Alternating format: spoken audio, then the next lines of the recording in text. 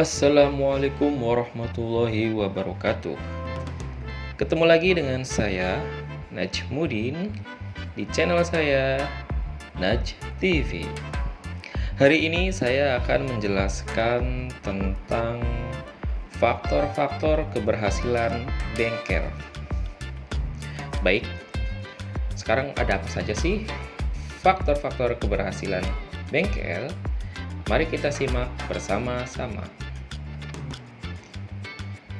Yang pertama ada pengertian.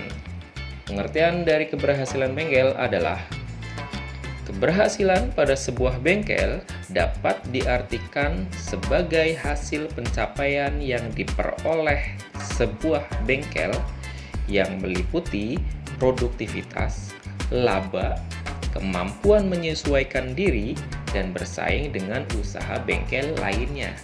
Artinya, bengkel bisa dikatakan berhasil atau tidaknya jika semua pencapaian-pencapaian yang diperlukan oleh sebuah bengkel itu berhasil dicapai. Ya, tentunya meliputi produktivitas, laba, dan seterusnya. Ada 4 pendekatan untuk menilai sebuah keberhasilan, yaitu yang pertama, pendekatan sistem. Pendekatan sistem menilai bahwa keberhasilan suatu usaha dinilai dari cara yang dibutuhkan untuk mencapai tujuan akhir, berupa hubungan antar individu, kerjasama, dan koordinasi sehingga tercipta kondisi yang kondusif. Nah, arti dari pendekatan sistem ini yaitu keberhasilan suatu usaha itu berupa hubungan antar individu. Di dalam sebuah bengkel berarti hubungan antar karyawan itu sangat baik, atau kerjasama dengan karyawan, dengan bos, atau dengan individu yang lainnya itu bisa bekerja sama dengan baik, sehingga tercipta kondisi kerja yang sangat kondusif. Kemudian pendekatan yang kedua ada pendekatan pencapaian tujuan. Pendekatan pencapaian tujuan ditandai dengan pendapatan berupa laba atau keuntungan. Karena perusahaan tanpa adanya laba, maka lambat laun akan mengalami kemunduran. Iyalah. Jadi yang namanya juga usaha kan untuk mendapatkan laba atau keuntungan kan. Ya kalau misalnya usaha itu tidak mendapatkan keuntungan, ya maka akan lama-kelamaan bakal bangkrut, gulung tikar gitu. Jadi suatu usaha itu harus mendapatkan laba. Kemudian pendekatan konstituensi strategis. Pendekatan konstituensi strategis dinilai dari hubungan baik dengan mitra kerja. Nah, mitra kerja itu maksudnya adalah teman kerja gitu, atau perusahaan yang sejenis. Jadi contohnya gini, kalau misalnya perusahaan bengkel bermitranya itu mungkin dengan industri ban gitu, atau dengan industri pembuatan oli. Nah, jadi hubungan dengan mitra kerja itu berjalan dengan baik sehingga akan menghasilkan atau mendekatkan keberhasilan suatu usaha. Kemudian pendekatan yang keempat adanya pendekatan nilai-nilai bersaing. Pendekatan nilai-nilai bersaing menyatakan bahwa suatu usaha dinyatakan berhasil apabila mampu bersaing dengan unit usaha lain yang sejenis. Jadi contohnya itu begini, jika pengusaha bengkel A itu rame, ya berarti seharusnya si pengusaha bengkel B itu ya juga harus rame. Jadi tidak berat sebelah, artinya itu di bengkel A itu rame, di bengkel B itu sepi, berarti si bengkel B itu tidak bisa bersaing gitu loh. Oke, lanjut. Kemudian yang kedua, faktor-faktor keberhasilan bengkel. Keberhasilan bengkel tidak terlepas dari beberapa faktor berikut. Yang pertama adanya mental. Seorang pemilik bengkel harus memiliki mental yang kuat sehingga dapat berpikir positif dalam menghadapi segala masalah maupun tantangan yang ada. Kemudian diharapkan dapat mengambil peluang untuk mengembangkan usahanya. Nah, tentu ya, mental itu harus dimiliki oleh semua pengusaha. Kenapa? Ya kalau misalnya seorang pengusaha mentalnya itu tidak kuat, maka ya usaha itu gampang goyah gitu loh.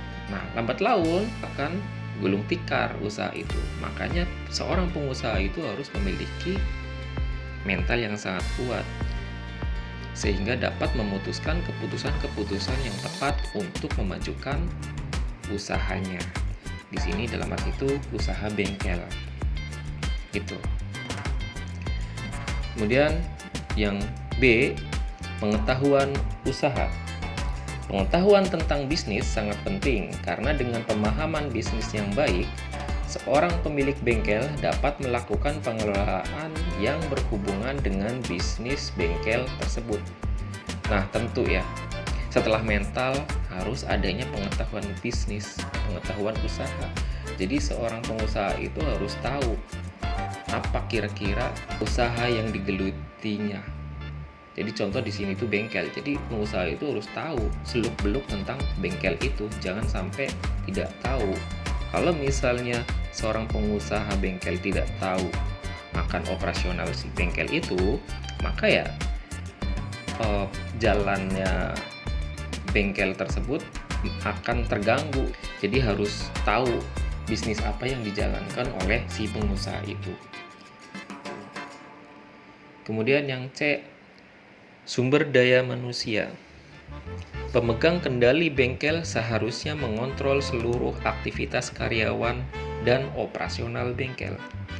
Kelalaian pemegang tertinggi perusahaan dapat menjadi kegagalan bisnis. Nah, jadi ya seorang pengusaha supaya bengkel itu berhasil, jadi harus memilih sumber daya manusia yang tepat gitu. Artinya ya harus menguasai operasional bengkel.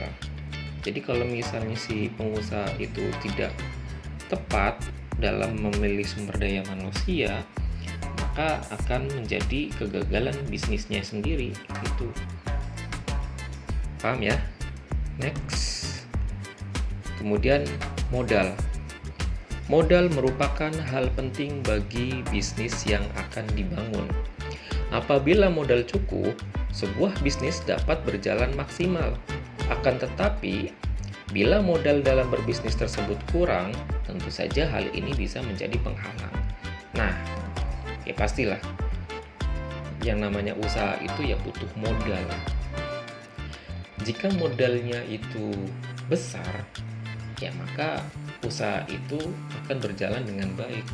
Begitu sebaliknya, jika modal itu sedikit atau kurang, maka usaha bengkel itu tidak bisa berjalan dengan baik. Artinya ya ada kepincangan gitu antara modal dan usaha gitu. Jadi modal itu harus terpenuhi ya untuk sebuah usaha. Kemudian penjualan. Bisnis yang sukses dapat dilihat dari angka penjualannya.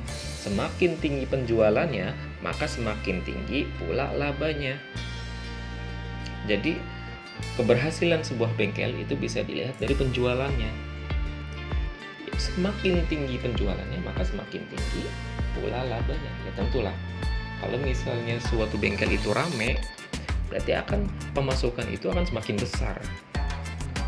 Next, kemudian ada perencanaan bisnis. Sebelum menjalankan bisnis, Anda harus merencanakan bisnis apa yang akan dijalankan.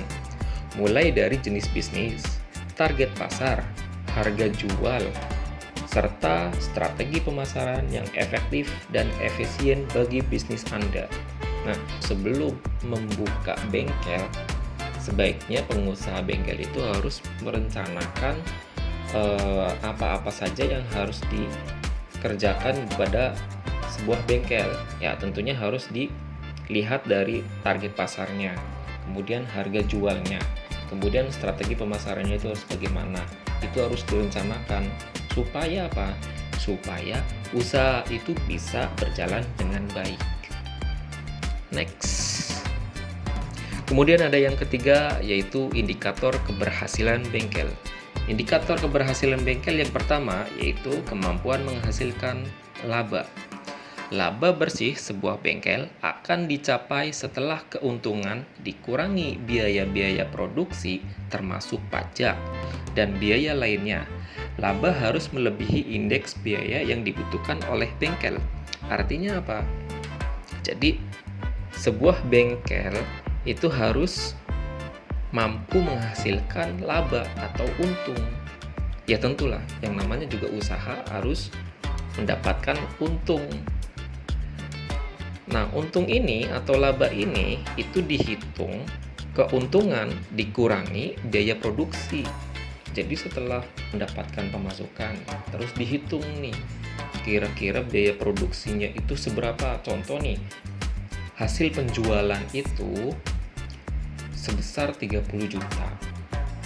Nah, untuk biaya operasional, produksi, segala macam itu 20 juta. Nah, berarti sisanya kan 10 juta. Nah, 10 juta itu adalah laba keuntungan.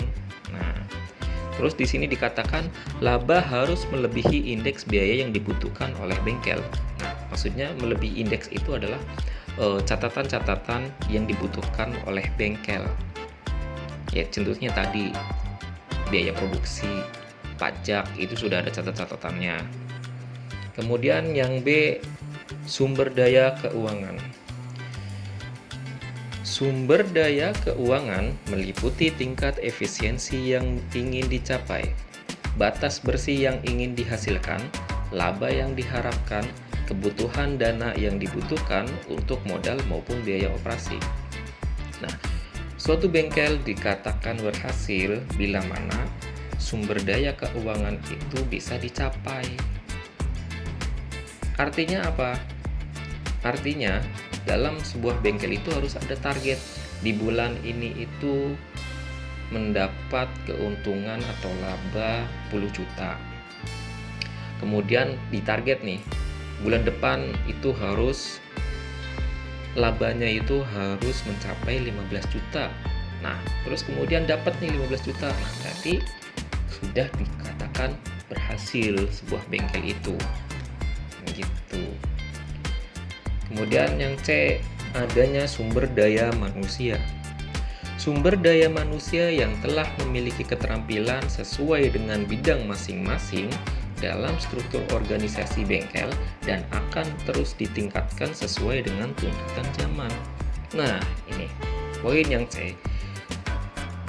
Suatu bengkel bisa dikatakan berhasil jika ya sumber daya manusianya itu terampil dalam melakukan pekerjaannya masing-masing. Kemudian indikator keberhasilan yang keempat adalah kedudukan pasar. Kedudukan pasar artinya adalah kemampuan bengkel untuk dapat bersaing dengan bengkel yang serupa. Kemudian indikator yang berikutnya yaitu adanya pengembangan usaha. Pengembangan usaha meliputi peningkatan penjualan barang maupun jasa, laba atau aset. Nah, artinya itu keberhasilan suatu bengkel bisa dilihat dari pengembangan usahanya. Artinya apa? Saya beri contoh. Mungkin dari awal pembukaan bengkel itu hanya melayani perbaikan atau perawatan berkala. Tentunya ya cuma bongkar-bongkar mesin atau apa gitu. Nah, kemudian setelah melakukan pengembangan usaha, adanya membuka pelayanan pergantian ban untuk konsumen. Nah, itu bisa dikatakan berhasil bila mana adanya pengembangan usaha. Kemudian berikutnya adanya sarana kerja. Sarana kerja perlu disediakan, diawasi, dan dikendalikan penggunaannya karena semakin lama alat digunakan, pasti efektivitasnya turun sehingga perlu adanya perbaikan, pergantian maupun penambahan. Nah, tentu ya, bengkel itu bisa dikatakan berhasil bila mana sarana dan prasarana kerja itu ada, tentunya tersediakan gitu. Jadi kan contohnya di alat-alat ya, kan namanya juga alat-alat setiap hari itu digunakan, maka keefektivitas alatnya itu kan semakin berkurang dong. Nah, itu perlu diganti. Mungkin bisa diartikan itu adalah permajaan alat atau permajaan unit kerja gitu. Next, yang berikutnya adalah tanggung jawab sosial terhadap lingkungan. Artinya, bukan hanya keuntungan berupa laba saja yang dicari, akan tetapi keberadaan bengkel harus dapat diterima oleh masyarakat dan lingkungan sekitar. Nah, tentunya ya, seorang pengusaha bengkel juga harus memperhitungkan keberadaan bengkelnya. Jadi bengkelnya itu harus diterima oleh masyarakat. Jangan sampai keberadaan bengkel itu bisa mengganggu lingkungan masyarakat. Contohnya mungkin jalannya operasional itu menghasilkan suara-suara bising, itu bisa ditangani lah oleh si pengusaha bengkel itu, sehingga dalam lingkungan itu tidak terganggu. Kemudian berikutnya yang keempat, adanya kunci utama keberhasilan bengkel. Keberhasilan suatu bengkel tidak terlepas dari manajemen organisasi bengkel yang telah dibuat. Artinya, keberhasilan tersebut dihasilkan dari kemampuan berpikir dan kemampuan usaha. Menurut Wykidd-Skillit, terdapat 8 hal yang membuat kesuksesan dan keberhasilan, yaitu A. Peluang pasar yang baik. Nah, tentunya ya, seorang pengusaha itu harus pintar membaca peluang. Kemudian yang B, keunggulan persaingan. Nah, artinya apa? Jika ada pesaing yang sejenis, contohnya si A bengkel juga dan B bengkel juga, si A ini harus mempunyai keunggulan. Contohnya apa? Si A itu menyediakan mesin untuk pergantian ban. Artinya itu ya, pergantian bannya itu dilakukan oleh mesin. Nah, jadi unggul nih si A gitu. Kemudian C, kualitas barang atau jasa. Nah, jika bengkel itu ingin berhasil, maka harus dijaga nih kualitas barang dan jasanya. Artinya apa? Artinya itu contoh di barang itu harus original, jangan ada KW-KW-an lagi. Untuk apa? Ya untuk memuaskan si pelanggan tersebut. Dan untuk di jasa, untuk para mekaniknya mungkin bekerja dengan sesuai SOP, sehingga tidak ada yang namanya kelalaian lagi. Kemudian yang keempat, dasar budaya perusahaan.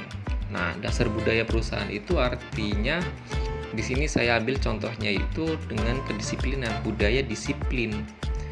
Jika suatu karyawan itu disiplin, maka ya jalannya operasional bengkel itu akan bisa bekerja dengan baik.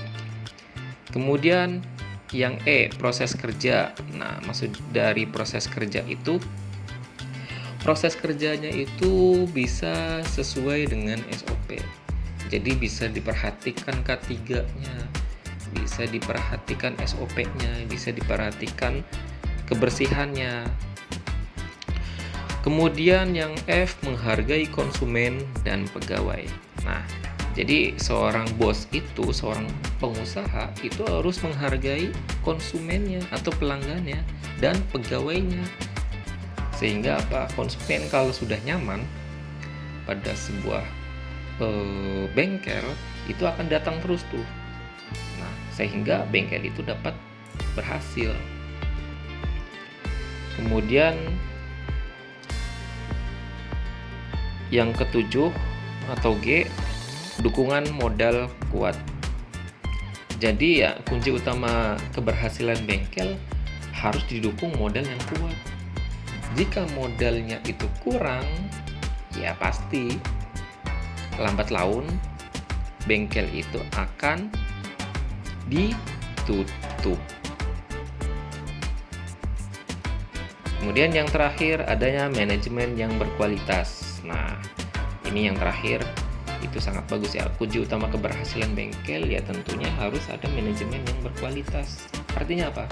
Artinya yang manajemen yang teratur gitu, yang terukur sehingga akan berhasil. Next. Selesai. Terima kasih sudah mendengarkan dan menyimak materi dari saya. Saya akhiri. Wassalamualaikum warahmatullahi wabarakatuh.